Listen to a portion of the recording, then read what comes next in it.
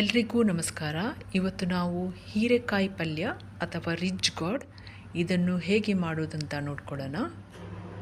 ಇದಕ್ಕೆ ಬೇಕಾಗಿರೋ ಇಂಗ್ರೀಡಿಯೆಂಟ್ಸ್ ಒಂದು ಸಣ್ಣ ಈರುಳ್ಳಿ, ಮತ್ತು ಈ ಚಿಕ್ಕ ಈರುಳ್ಳಿ ನಿಮಗೆ ಆಪ್ಷನಲ್, ಬೇಕಾದರೆ ಹಾಕ್ಕೊಳ್ಳಿ.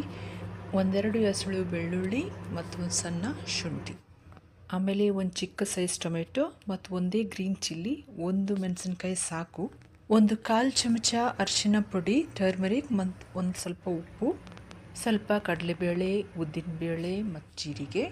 ಫಸ್ಟ್ ಸ್ಟೆಪ್, ಮೊದಲಿಗೆ ಈ ಹೀರೆಕಾಯನ್ನು ಚೆನ್ನಾಗಿ ನೀವು ತೊಳಿಬೇಕು. ಒಂದೆರಡು ಸಲ ತೊಳೀರಿ ಚೆನ್ನಾಗಿ. ಆಮೇಲೆ ಇದರ ಎಡ್ಜಸ್ ಎಲ್ಲ ಗ್ರೇಟ್ ಮಾಡಬೇಕು, ನೀವು ಗ್ರೇಟರಲ್ಲಿ ತೆಗಿಬೇಕು. ಇವಾಗ ಇದನ್ನು ಮೀಡಿಯಮ್ ಸೈಜ್ ಅಥವಾ ಸಣ್ಣ ಸೈಜ್, ಯಾವ ಸೈಜ್ ನಿಮಗೆ ಬೇಕು ಆ ಸೈಜಲ್ಲಿ ಇದನ್ನು ಕಟ್ ಮಾಡಿಕೊಳ್ಳಿ ಈ ಥರ. ಇವಾಗ ಇದರ ಒಳಗಡೆ ಸೀಡ್ ಇರುತ್ತೆ, ಇದು ನಿಮಗೆ ಇಷ್ಟ ಇಲ್ಲ ಅಂತ ಅಂದರೆ ಸ್ವಲ್ಪ ಇದನ್ನು ತೆಗೀರಿ. ಇದನ್ನು ತೆಗೀಲೇಬೇಕು ಅಂತ ಏನೂ ಇಲ್ಲ, ನಿಮಗೆ ಬೀಜ ಇಷ್ಟ ಇಲ್ಲ ಅಂತ ಅಂದರೆ ನೀವು ಇದನ್ನು ತೆಗಿಬೋದು.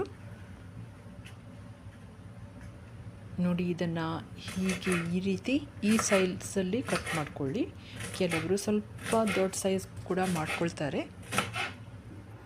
ನೋಡಿ, ಇದನ್ನು ಹೀಗೆ ಕಟ್ ಮಾಡಿಕೊಳ್ಬೇಕು. ಆಮೇಲೆ ಬೇರೆ ಇಂಗ್ರೀಡಿಯೆಂಟ್ಸ್ ಎಲ್ಲವನ್ನು ಹೀಗೆ ನೀಟಾಗಿ ಕಟ್ ಮಾಡಿಕೊಂಡು ರೆಡಿ ಮಾಡಿಕೊಳ್ಳಿ. ನೋಡಿ, ಈ ಥರ. ನಾನು ಇದಕ್ಕೆ ಲಾಸ್ಟಿಗೆ ಸ್ವಲ್ಪ ಕೊತ್ತಂಬರಿ ಸೊಪ್ಪನ್ನು ಹಾಕ್ತೀನಿ, ಇದು ಆಪ್ಷನಲ್. ಇದಕ್ಕೆ 2 ಟೇಬಲ್ ಸ್ಪೂನ್ ತೆಂಗಿನಕಾಯಿ ಎಣ್ಣೆ ಹಾಕ್ಕೊಳ್ಳಿ. ಆಮೇಲೆ ಇದಕ್ಕೆ ಸ್ವಲ್ಪ ಸಾಸಿವೆ ಹಾಕಿ, ಸಾಸಿವೆ ಇದು ಚೆನ್ನಾಗಿ ಫ್ರೈ ಆಗಿ ಇದು ಹೊಡ್ಕೊಳ್ಬೇಕು. ಆಮೇಲೆ ಇದಕ್ಕೆ ಉದ್ದಿನಬೇಳೆ, ಕಡಲೆಬೇಳೆ ಮತ್ತು ಜೀರಿಗೆಯನ್ನು ಹಾಕಿ. ನಾನಿಲ್ಲಿ ಕರಿಬೇವು ಸೊಪ್ಪು ಹಾಕ್ತಾಯಿದ್ದೀನಿ, ಇದು ಕೂಡ ಆಪ್ಷನಲ್. ಆಮೇಲೆ ಇದಕ್ಕೆ ಹೆಚ್ಕೊಂಡಿರೋ ಈರುಳ್ಳಿನ ಸೇರಿಸಿ. ಈರುಳ್ಳಿ ಸ್ವಲ್ಪ ಬೆಂದಮೇಲೆ ಎಲ್ಲ ಇಂಗ್ರೀಡಿಯೆಂಟ್ಸನ್ನು ಒಂದೊಂದಾಗಿ ನೀವು ಹಾಕ್ಕೊಳ್ಬೇಕು. ಕೊತ್ತಂಬರಿ ಸೊಪ್ಪನ್ನು ಈಗ ಹಾಕಬೇಡಿ, ಕೊತ್ತಂಬರಿ ಸೊಪ್ಪು ನಾವು ಲಾಸ್ಟಿಗೆ ಹಾಕ್ಕೊಳ್ಳೋಣ. ಇದನ್ನೆಲ್ಲ ಸ್ವಲ್ಪ ಹೊತ್ತು ಎಣ್ಣೆಯಲ್ಲಿ ಫ್ರೈ ಮಾಡಿಕೊಳ್ಬೇಕು, ಜಾಸ್ತಿ ಹೊತ್ತು ಏನು ಬೇಕಾಗಿಲ್ಲ. ಇವಾಗ ಇದಕ್ಕೆ ಕಟ್ ಮಾಡಿಕೊಂಡಿರೋ ಹೀರೆಕಾಯಿಯನ್ನು ಹಾಕೋಣ. ಇದನ್ನೆಲ್ಲ ಹೀಗೆ ಚೆನ್ನಾಗಿ ಒಮ್ಮೆ ಮಿಕ್ಸ್ ಮಾಡಿಕೊಳ್ಳಿ. ಇದಕ್ಕೆಲ್ಲ ನೀರೆಲ್ಲ ಏನು ಹಾಕೋದು ಬೇಡ.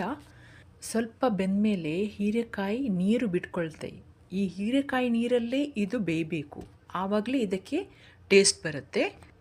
ಯಾರಿಗೆ ಸ್ವಲ್ಪ ಖಾರ ಜಾಸ್ತಿ ಬೇಕು ಅಥವಾ ಕಲರ್ ನಿಮಗೆ ಎಲ್ಲೋ ಬರಬೇಕಾದ್ರೆ ರೆಡ್ ಚಿಲ್ಲಿ ಪೌಡರನ್ನು ಹಾಕ್ಕೊಳ್ಳಿ.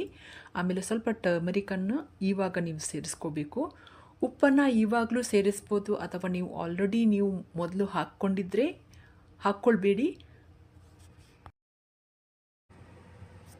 ಸ್ವಲ್ಪ ಹೊತ್ತು ಇದನ್ನು ಕವರ್ ಮಾಡಿಕೊಂಡು ಬೇಯಲಿಕ್ಕೆ ಬಿಡೋಣ. ಇದು ನೋಡಿ, ನಿಮ್ಮ ಹೀರೆಕಾಯಿ ಪಲ್ಯ ರೆಡಿ. ತುಂಬ ಚೆನ್ನಾಗಿರುತ್ತೆ, ಟ್ರೈ ಮಾಡಿ. ನಿಮ್ಮ ಹತ್ರ ಏನಾದರೂ ಒಳ್ಳೊಳ್ಳೆ ರೆಸಿಪಿಗಳು ಇದೆ, ಆದರೆ ಯೂಟ್ಯೂಬ್ ಚಾನೆಲ್ ಇಲ್ಲ ಅಂತ ಅಂದರೆ ನೀವು ನನಗೆ ಕಮೆಂಟ್ ಸೆಷನಲ್ಲಿ ನಿಮ್ಮ ರೆಸಿಪಿನ ಪೋಸ್ಟ್ ಮಾಡಿ. ನಾನು ಅದನ್ನು ರೆಡಿ ಮಾಡಿ ನನ್ನ ಯೂಟ್ಯೂಬ್ ಚಾನಲಲ್ಲಿ ನಿಮ್ಮ ಹೆಸರಲ್ಲಿ ಪೋಸ್ಟ್ ಮಾಡ್ತೀನಿ.